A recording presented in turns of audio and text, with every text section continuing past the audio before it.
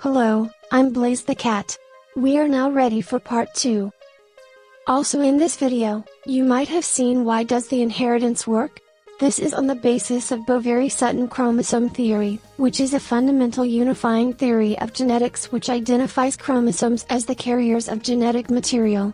It correctly explains the mechanism underlying the laws of Mendelian inheritance, which comes from Czech Republican scientist Gregor Mendelian, 1822 to 1884, by identifying chromosomes with the paired factors required by Mendel's laws. Now we are going to show you a chromosome family. XX chromosome refers to carrier mother, and XY chromosome on the other hand, refers to unaffected father, at the beginning of the step.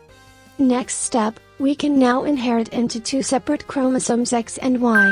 Carrier mother can inherit eggs, and unaffected father can inherit sperm on the other hand.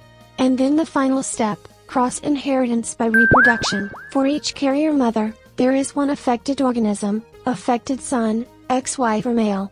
Note that the word affect simply means a genetic disorder, and XX for female on the other hand, is a normal daughter. For each unaffected father on the other hand, both son and daughter are normal. This is how the concept of cell biology works.